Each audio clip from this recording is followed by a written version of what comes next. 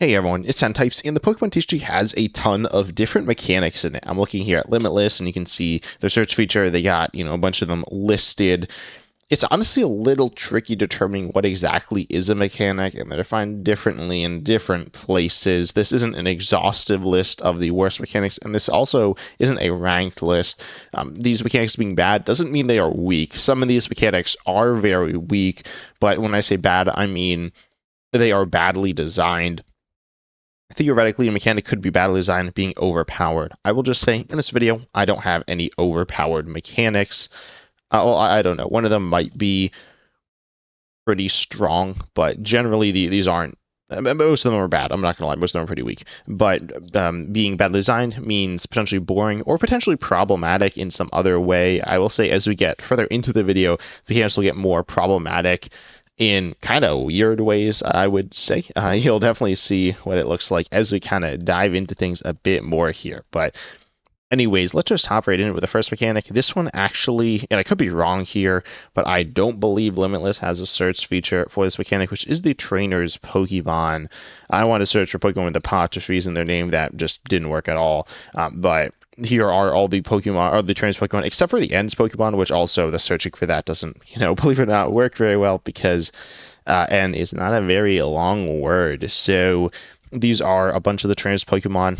And the issue with these cards is that they're a little boring. And this is definitely not a terrible mechanic. Also, when I talk about this mechanic, I'm talking about it in Standard. I'm, to be honest, not very familiar with this mechanic before Standard. I know it saw, when I'm specifically talking about, I'm talking about like the, pretty old, pre-expanded era trainers Pokemon. There were some more recent than that. I guess there was the Aqua and Magma stuff, which is pretty much irrelevant, but also it's like it was this really small set, so it doesn't really matter. And then there are also some other weird Pokemon that kind of fit into this, but looking at Standard with Journey Together and Destined Rivals, those sets were really completely focused on this mechanic, especially Destined Rivals. If you've ever opened Destined Rivals packs, I did like a pack battle, almost all the Pokemon were trained as Pokemon. So they aren't terrible designs. You look at like Cynthia's Garchomp EX, that's kind of cool. You look at really a lot of different ones, but they're just kind of boring. I mean, you look at each trainer's, each trainer set of trainers Pokemon and support cards, and pretty much all of them are just one deck archetype. Like Cynthia's is one deck there. You look at, I mean, I guess they're not all one archetype. Like Hops isn't exactly one. Iono's, I guess, also isn't exactly one. It really is supposed to be, but most of them are pretty bad. You look at like Arvin's or I mean, Arvin's, I think, is by far the worst. Misty's is pretty bad. There are some that are just, like, not good. There are definitely some interesting card designs within them, but most of them being trainers Pokemon doesn't really, like, matter very much. I mean, it's Pokemon that refer to each other, which is fine, I suppose, but you look at, like, Ethan's Typhlosion and Ethan's Quilava, and there's some kind of cool stuff there, the Ethan's Adventure, but you could also just not really have them be Ethan's Pokemon. It would still work just as well and maybe even be more interesting. And this is the case for almost all of them. You look at Enzorark EX, which again isn't on this page here because, you can't really search for it. But Enzorark EX is a certainly pretty good card. And same thing with, say, Steven's Metagross EX, not, quite as good or anything like that, but definitely kind of interesting. However, then you can't pair it with, like, for example, the single prize Metang or the single prize Zoroark or something like that. So then you lose some interesting stuff that you could have had. Also, you look at the Team Rocket stuff. The Team Rocket stuff has more depth, and there's some cool stuff there. And you have different deck building options. I think Team Rocket's like succeeds some, I suppose, in terms of being interesting design.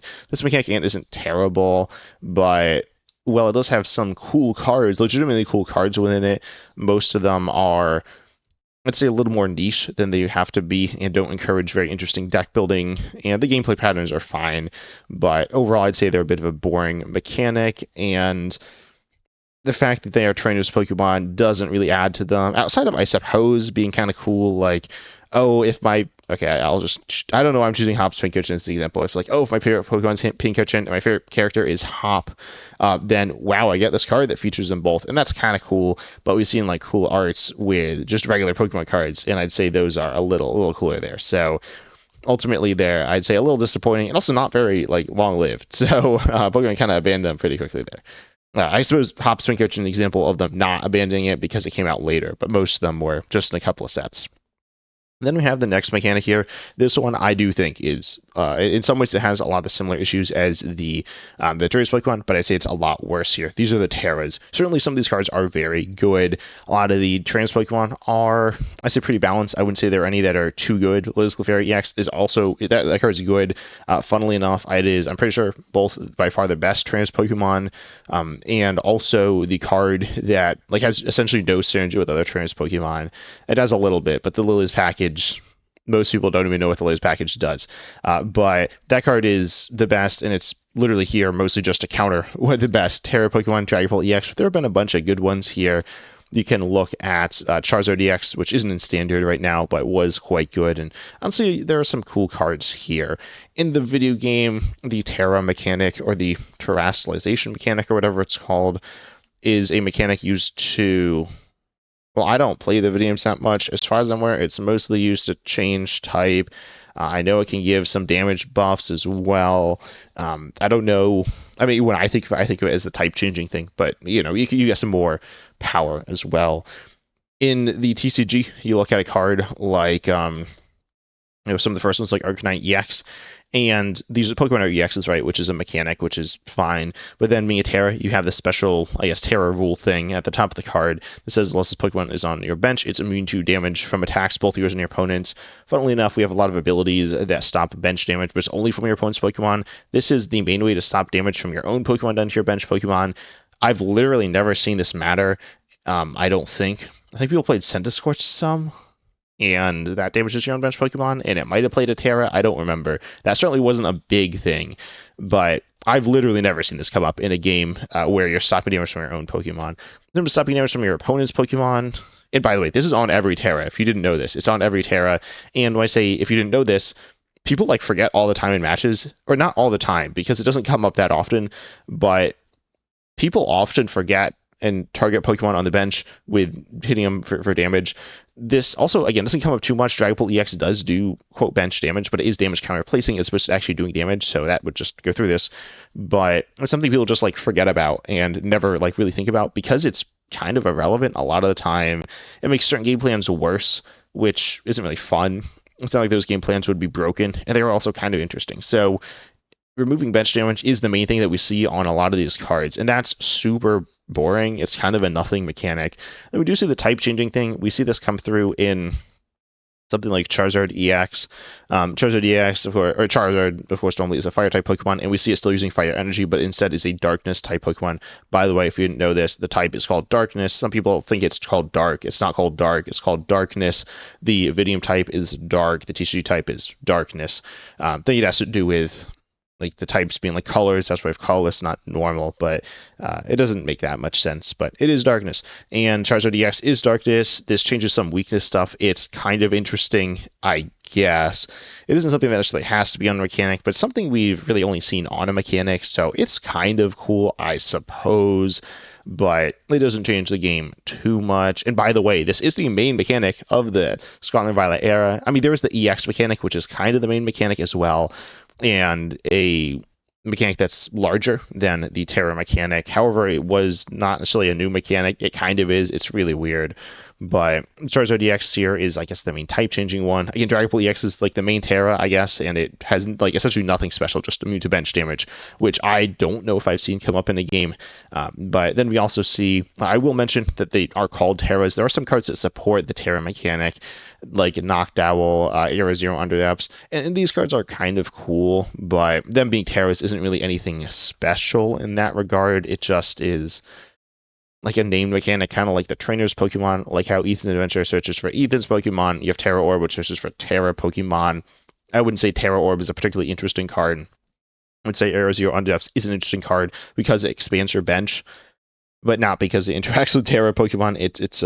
It's fine in that regard, I suppose. And also those cards came out like halfway through the printing of Terra Pokemon, actually later than that. So something like Dragon Ball EX, or something like, I mean, pretty much most of these Terras, they've had Terra support some of the time, but they haven't had Terra support all the time. And there's only a handful of cards that are actually providing Terra support there as well. It's not a big part of the mechanic. And then we also look at the third thing, which are the Stellar Pokemon. This is another, I guess, subcategory of the Terra Pokemon. They have these attacks that cost 3 energy of different types. Unfortunately, they're pretty much all terrible. Pikachu EX is pretty solid, I suppose. It's not really played standard right now very much, but it's played occasionally, and it's a decent card. I would say Pikachu EX is the Pokemon that by far has the best stellar attack out of any of them. I'm trying to look through quickly to see if there's anything else that has even a decent stellar attack. I will mention that there are some stellar Pokemon that have been decent. You look at Ceruledge EX. Oh, I guess Flareon EX's stellar attack's also pretty solid there, but Flareon EX also attacks with its first attack as well. Then Ceruledge EX never attacks with stellar attack. And there is another one, Terapagos EX, which really doesn't attack with its stellar attack. Most decks playing it can't use that attack. Some can, like this one technically can, but it's not something I'd really be expecting to use very much. And overall, most of the Stellars are just super terrible. Most of them are, I mean, this one does 180, draws 5. This one accelerates a bunch of energy, but also is like super expensive. And again, they're all like super hard to power up. So their payoffs are okay, but like not that good. Like Umbreon EX discards the energy and takes 1 prize card. I mean, taking a prize card on attack just, straight up is cool, but you can just see how expensive it is, and you would lose all the energy. I mean, all these are pretty much irrelevant, unfortunately, there. So overall, the Terra mechanic, being the main mechanic of this Scarlet and Violet era, I think is pretty rough, in my opinion. I think the type changing stuff could have been cool. If they did more support for it, it could have been cool, but they've kind of just left it as this like little piece of the EX mechanic. And yes, there have been some powerful Terras, like Team Ogarpon EX and Dragon Ball EX, and I'd say those cards are kind of cool. They're a little overpowered, but they're pretty cool.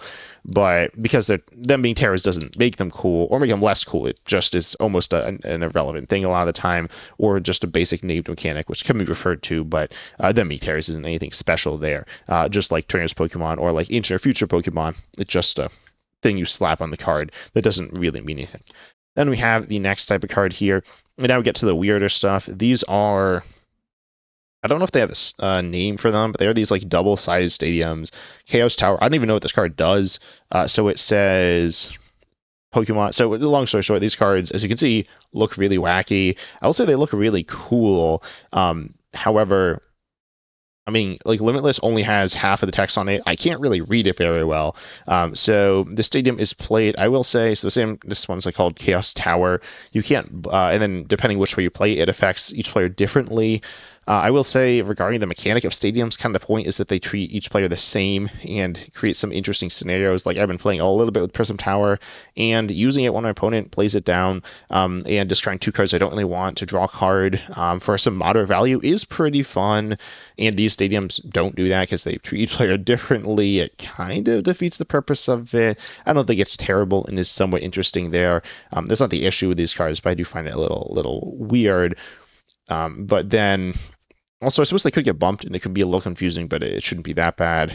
Most of them aren't very meaningful effects. The one stops, these 2 ones stop different special conditions. The one side does sleep and paralysis. The other one is confusion and poison. So that's not really anything. I'm not gonna lie. Then we have Reverse Valley. This one side increases darkness damage, the one side reduces metal damage. It's not that meaningful, I don't think. I mean, apparently it's seen some play. I never played with this card personally. I don't really play much when these cards were in standard, but it's a card here. And then we got Parallel City. Parallel City is by far the best of these.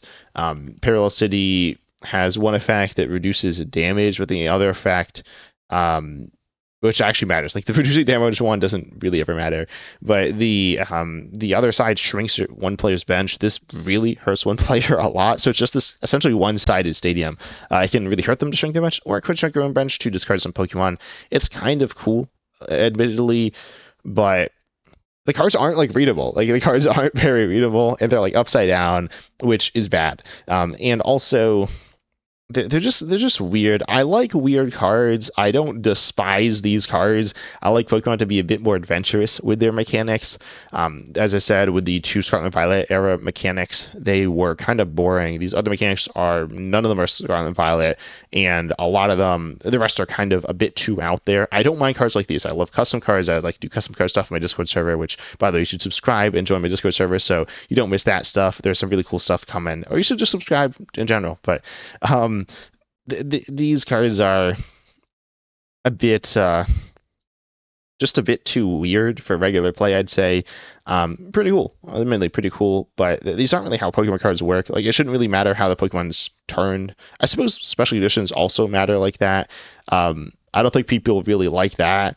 Well, I don't know if they don't like it. I feel like people don't know which way these special conditions are, like how which way you turn the Pokemon, and it's kind of weird. So Parallel City in that regard also kind of weird, and you can't bump a Parallel City with another Parallel City to face it the other way as well. So that's kind of weird. This card is very strong, and I think it's like, it's just completely one-sided stadium, which I don't think is good. Also, there are only three of these as far as I'm aware, so I wouldn't mind. I mean, they are kind of fun, definitely, but they're also a bit. I mean, they're just hard to read. I'm not gonna lie. Being hard to read is probably the biggest issue in my opinion. Moving on to the next mechanic, we have Legend Pokemon. These are really hard to read. I played with these not much, but I played against them some in Pokemon TCG Online. These are like impossible to read. They are again sideways, or so these are sideways. There are some sideways cards. They are Pokemon that you play. So you have two cards that are like two halves of the card, and then you play them together, and then they have like two attacks. If you're familiar with the tag team mechanic, in some ways they're similar to that, but there are two cards. They're really weird. They have like dual types and dual weaknesses, and they have these attacks that do different things. I will say somewhat bizarrely, so Dark Rancorcelli being Darkness and Psychic makes sense, and a lot of the typings make sense. It's kind of weird, specifically in my opinion, that Rayquaza Deoxys is Psychic Colorless, which kind of makes sense. And they attack for Fire and Lightning, which is kind of weird. Some of these cards were decent, admittedly. I mean, this one won the World Championships. You saw some pretty fun stuff. One came in second in the deck called The Truth, which is an epic name. The deck is kind of cool, definitely, but not like the name's cooler than the deck is. But you see some like legitimately awesome arts. Apparently, there's a Lugia legend, which is just Lugia. So this card looks cool, and these cards, like, I guess, look cool. But like, why is the text slanted and stuff? That's not good. They're clunky to get into play. As far as I'm aware, they weren't particularly good. I mean, they were okay. Balance wise, they were acceptable, I guess. This is a mixture of them being clunky, physically big as well, which is kind of an issue, and they're just kind of weird, right? And then they're hard to read. And being hard to read is, again, an issue like with the other cards. Again, they're kind of cool. I wouldn't like despise these in some sense, but in terms of actual playability to like a player, it's not that good. Also, pulling half of Pokemon is a little weird. I mean, and these guys look kind of sick, but pulling like Lugia's wings, like, I can't even see the Pokemon on this card. Like what is this? And also the Cider is kind of weird. Then we got the next of the cards. So these are a bigger problem. I might not have talked about I probably would have talked about the Legends, even if I wasn't talking about the reunion Pokemon. But the reunion Pokemon are a bigger issue.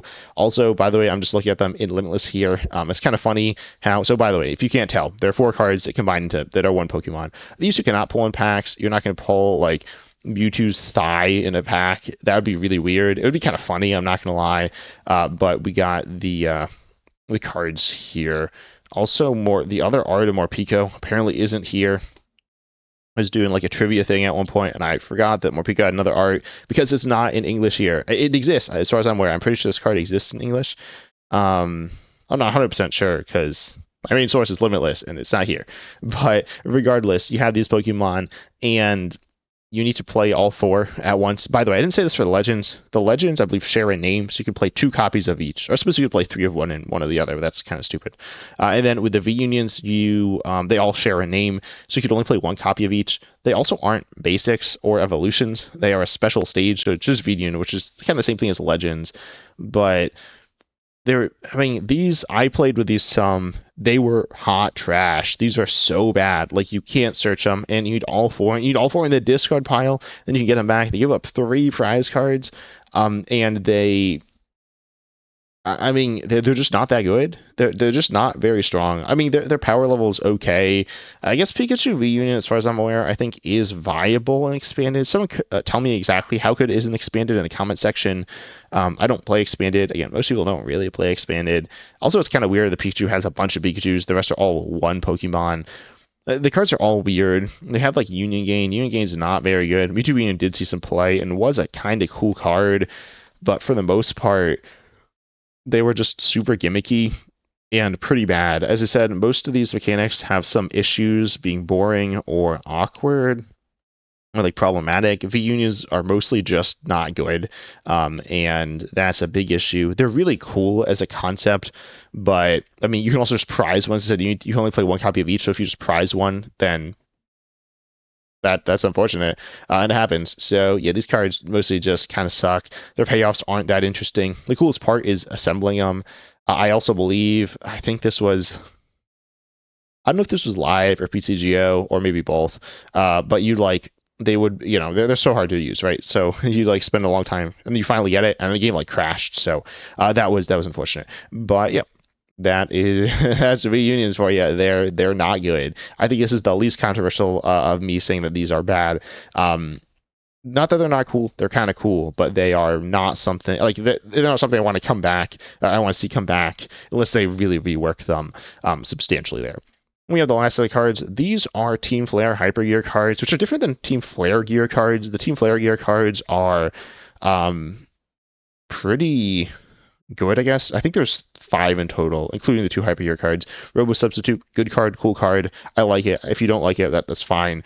I understand that, but kind of cool. Target Whistle, same idea. Pretty good card. Like legitimately good card. Same thing with Robo Sub. If you don't like it because it's annoying, that's fair. And then the last one is Battle Compressor. Battle Compressor, really good. I suppose it's the best of the 3, the most unique and the most infamous of the 3, and kind of broken legitimately at times, and a really powerful card. That card I honestly really hope gets added to live at some point. Well, I guess it's in live. I hope it becomes playable in live, but Battle Compressor, pretty sick there. And yeah, you see some cool things, but then we have the tools here. They're also, again, hard to read. A lot of these cards share the link of being kind of hard to read, which Pokemon, just make your cards easy to read. Like, I think they do a good job of that, but previously they didn't always do a good job of that. So they have this like sick red thing on them. This is Flare in the background. There are only 2 of these. They are tools that, by the way, if you're wondering why the tools are items, tools and used to be items as well as tools. They have been errata to not be items anymore. But you see that this card you attach to one of your opponent's Pokemon. That's an EX that doesn't have a tool attached to it. It's interesting because you can stop them from attaching another tool, and then these cards also have an effect that's negative. Again, they only go on EXs. I actually played in an online tournament, and my opponent didn't realize they didn't go. They're the only one on EXs. Also, I was playing this on PCG Sim, and we couldn't attach them anyway. But my opponent also couldn't attach them because I didn't have any EXs. So, jamming net as well as jamming net, I think was not very good. Headringer increased the attack cost, which is pretty rough, and actually a card I think in terms of balance could be cool for standard. But I mean, the big issue with these cards is you attach them to your opponent's Pokemon, and then your opponent like leaves and then takes your cards. Like, they're not supposed to, but that happened, and that's bad. You don't want people stealing each other's cards, like, obviously. So Headringer and the other one, jamming that, kind of cool. I'm not gonna bash these cards. They are creative, but I mean, if anything feels like custom cards, it's these, I would say. Maybe the Venias are like the weird combining ones, but yeah, cards like this are kind of cool. They're silly. There's a reason cards like this shouldn't be in the actual game. I like to see Pokemon be creative with stuff, but they're a bit of a problem. And again, they're mostly a problem because your opponents take them. These look sick, like they're red so good, but wow, taking cards is not good, and it is something that I didn't really play with these when they were in standard, but I've definitely heard that people took them like a lot by accident because, I mean, you're putting your cards on your opponent's side of the board. Like, it can happen if somehow one of your opponent cards ends, like with stadiums. Sometimes you take your opponent's stadium, or like they forget it. this is so much easier. Yes, I suppose it is bright red, so that like helps you notice it, but it's under a card as well. But anyways, tell me down below in the comment section what your thoughts are on these cards and these mechanics. If you think there are some that are like super awesome that I'm just hating on for no reason. Also, especially with the boring ones, if you think they're not actually that boring and you really like the mechanics and you want to see more of them, as I said, there's some really cool mechanics, but also there might have been some I missed in this video that are legitimately bad that I just forgot about. But tell me that down below in the comment section. Also, make sure you like and subscribe. Huge shout out to my YouTube members as well, but everyone just supporting the channel. It really does help, but I hope you all enjoyed, and as always, I'm excited to see you in the next video.